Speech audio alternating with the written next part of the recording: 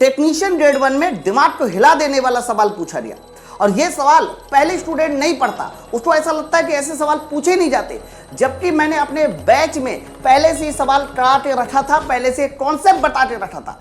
देखते ही सवाल कैसे सॉल्व होगा। लिखा है कि यदि इस संख्या को इस संख्या से डिवाइड कराया जाए तो how many significant figure should be the resultant of reported, मतलब कितना सिग्निफिकेंट फिगर आप लोगों को प्राप्त होगा।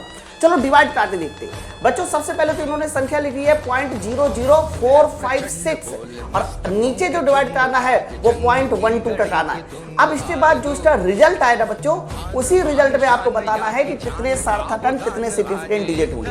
बच्चों ये कॉन्सेप्ट ये कहता है कि जब भी कभी दो संख्याओं का गुणनफल होता है या दो संख्याओं का डिवाइडेशन होता है, इससे जो भी हमारा रिजल्ट बनेगा उसमें जो हमारा सार्थक अंक होगा वो सार्थक अंक लिया जाएगा, वो सिग्निफिकेंट फिगर लिया जाएगा जो मिनिमम होगा।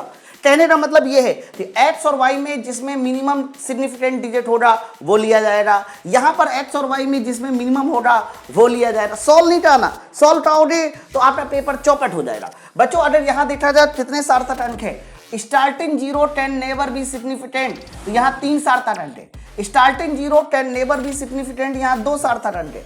इसका मतलब ये हुआ कि अगर मिनिमम की बात करते हैं तो 2 सार्थक अंक होंगे, तो रिजल्ट में भी कितने सिग्निफिकेंट डिजिट होंगे, तो कह देना रिजल्ट में हमारे 2 सिग्निफिकेंट डिजिट होंगे। इसलिए इस सवाल का पहला वाला उत्तर सही होगा। बेसिक साइंस के कंप्लीट बैच के लिए आप इस नंबर पर कॉल करके बैच को ज्वाइन कर लीजिए और बेसिक साइंस को इतना मजबूत कर लीजिए कि बेसिक साइंस के पूरे 35 क्वेश्चन आपके सॉल्व हो जाए।